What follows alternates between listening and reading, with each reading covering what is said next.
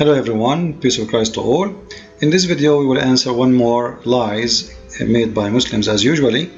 However, this time is made by Shabir Ally. No, Shabir Ally, I have a story with him, and I want to remind him that he promised he will debate me after he finishes PhD. Maybe he was thinking that his PhD will make him a scholar, but obviously this man never changed. You know, Shabir Ally, when they offer him in ABN TV to debate me, he accepted, and then he escaped from the debate and the excuse as the PhD. And he bought my book, and my book name is The Deception of Allah, but yet Shabir Ally, he could not refute one thing about my book. And today's video is about debating about the deception of Allah. He bought my book, he could not refute anything, and he will never refute anything because simply he cannot. But Shabir Ally is the kind who, if you ask him a question, he never answers. He will give you an answer of somebody else. This is what always he do. And I will give you some example. Here Shabir Ally is debating Anis Sharoush. And Sharoush, he quote for him endless number of verses from the Quran showing him he's a prophet, saying clearly that Allah is the God of deception. So what Shabir Ally do? He do not need to answer. He quote for him pages from a book made by someone he hated Christianity. And he said this guy claimed the following. He didn't even quote one verse. He just say, listen carefully. And he's all of this, can we respect the character of Allah as depicted in the Quran? I didn't expect that the debate would come to this level, but since he has introduced this, I have with me here the Encyclopedia of... See, he was not expecting the debate to come to this topic, but he have a book is coming with him. It sounds like he carried those books, he carried the library with him. And not only this, the book have a page inside, and he have like a piece of paper inside, cut it exactly where he want to read it from. Since he has introduced this, I have with me here the Encyclopedia of... He's not prepared. He is not prepared. I didn't expect that the debate would come to this... He didn't expect. It's a surprise for him. That's why he have the book with him. And he is coming with the book. He carried this book everywhere he go. You see, Shabir Ally, try to be a better liar next time. You are not a professional like your prophet. All of this, see it? See the page the paper he's taken off? He's taking it out of the book because simply he is not expecting the debate to go there. It's not expecting. But he have a book which is more than 600 pages under his arm, and he carried this book everywhere he go. We know it doesn't matter where he go. Now what is this book?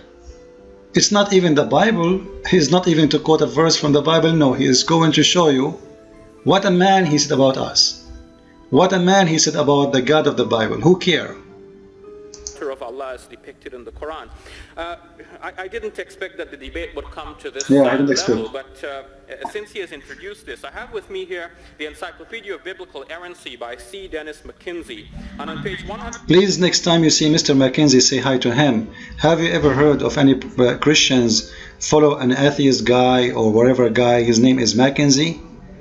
You are going to refute what he said to you all from one page in McKinsey without even quoting a verse from the Bible. Listen carefully. 171, he writes, first by way of summary, because later he'll give all of the biblical references. Later he will give all the biblical reference. You see, if somebody want to try to give interpretation for the Bible the way he wants, this is his business. This is not what we do when we speak to Muslims.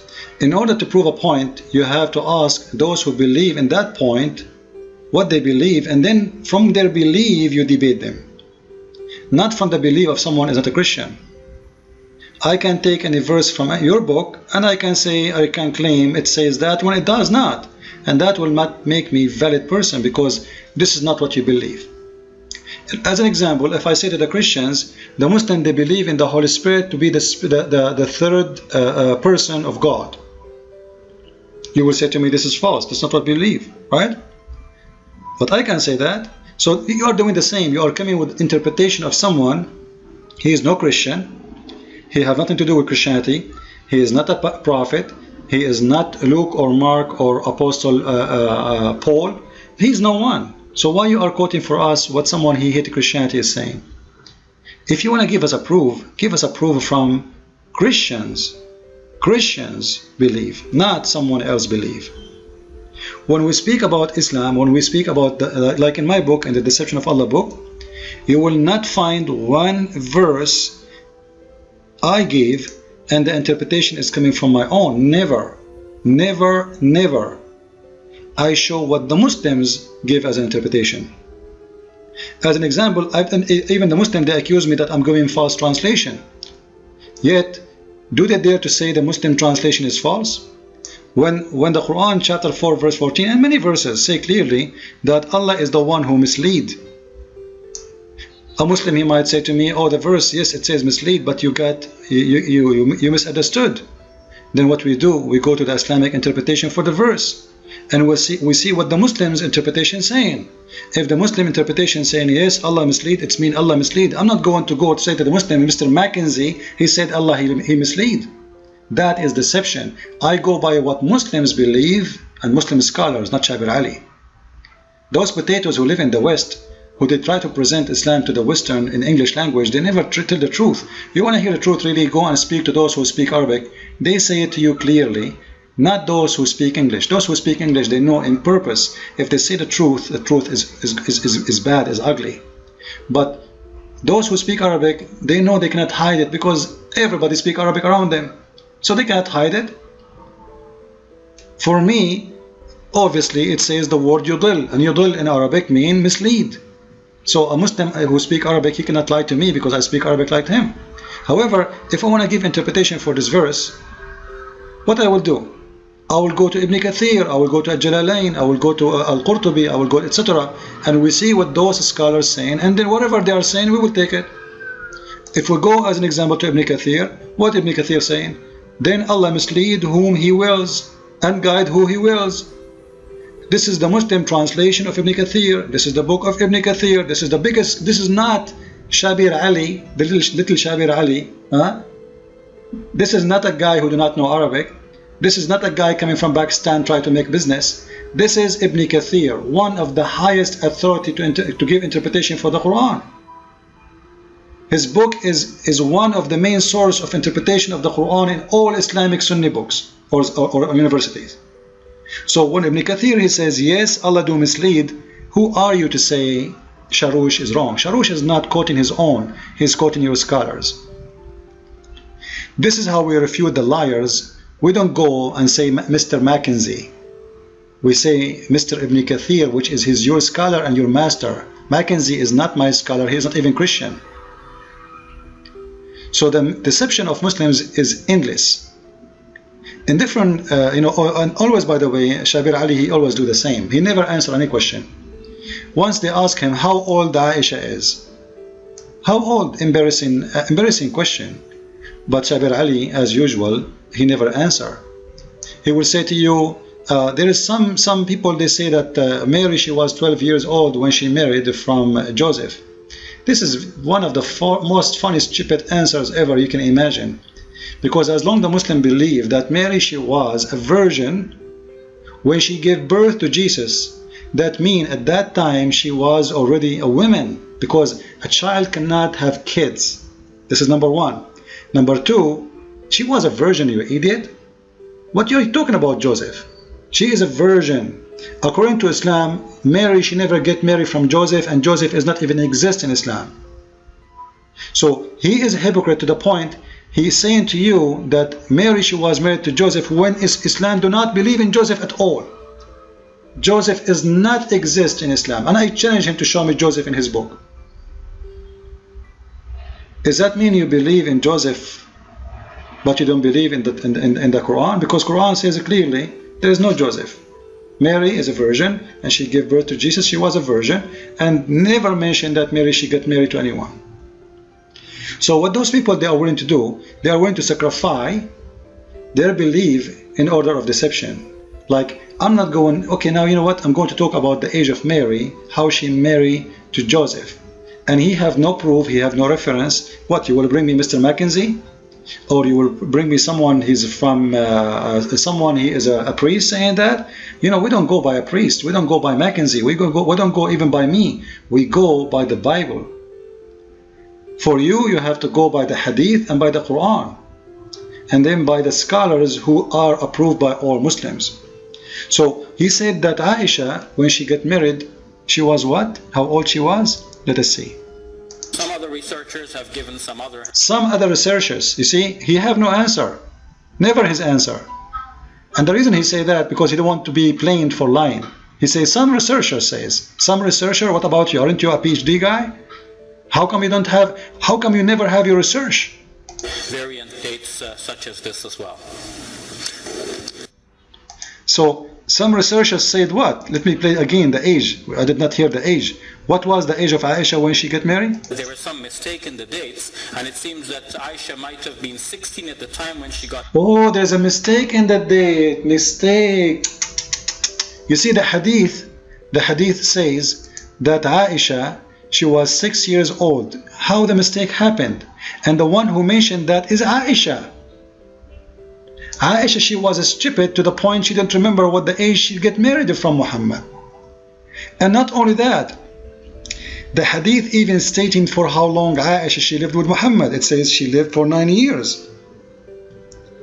However, we don't do what Muslims do. I'm not going to give interpretation for this hadith by my own, even though it's so clear and so obvious that Shabir Ally is a liar trying to defend his prophet, child molester. If we go to the Islamic official website, this is a fatwa website, Sunni fatwa. It's called Markazul Fatwa, islamweb.net. And this is the fatwa number. And this is the number in front of you, 34515. And this is the date. And here it says the question, what was the age of the lady Aisha when the Prophet he passed away? The answer, فقد كان عمر أم المؤمنين عائشة رضي الله عنها عند وفاة النبي صلى الله عليه وسلم 18 سنة. When the mother of the believers, the Prophet, died, her age was 18 years old. But he just told us that she was 19 when she married. Aisha, she married Muhammad 1 year after his death. That's amazing. And if you don't believe me, this is what it says. I'm going to take the text as it is to Google Translation, live in front of your eyes. We quote, we post, we paste, and we choose English, and bingo, read with me. It says clearly that when he died, she was about 18 years old. So simply, it's a fabricated answer. It's a deception answer, because Muslims cannot tell the truth. Now we go back to the topic that Allah is the one who caused people to do sin and to be in deception. To prove that, I'm not going to quote Mackenzie, I'm not going to quote Jack Kinsey, I'm not going even to quote Shabir Ally. I'm going to quote Muhammad. In Sahih Muslim, and this is very authentic hadith, Muhammad, he said, if you were not commit sin, Allah would have swept you out of existence and would have replaced you by another people who have committed sin, and then asking for forgiveness from Allah. So the whole purpose of Allah to create Muslims, He want to have fun. If you don't commit sin, Allah will replace you. You are boring. Allah wants you to commit sin, He forces you to commit sin, and if you don't commit sin, Allah will exchange you with someone better than you. The one who is better than you, who is the one who will do more sin. So obviously, Allah is a sick God. He is enjoying playing with you Muslims, and you have to do sin in order to make Him happy. Otherwise, He will replace you. He will get better goats, goats who fight a lot, who kill a lot. Same time, if we go to different hadith, we will see the following, that Adam and Moses, they argue each other about who is the one who turned them out of paradise. And Moses says to Adam, aren't you the one who turned us out of paradise? Adam, he said to him, isn't it written for me? Isn't it written for me? In my destiny, in my fate. Do you blame me for action which had written by Allah in my fate 40 years before my creation? So Adam won the argument against Moses and overcome Moses. So according to Islam, it is the sin of Adam is not his fault. It is the fault of Allah. Allah written the sin of Adam 40 years before his existence. So don't lie again and say Islam, don't force sin on people, and Allah is not the one who caused sin. Your God is sick God, and the proof in front of you. You've been served. Thank you. God bless.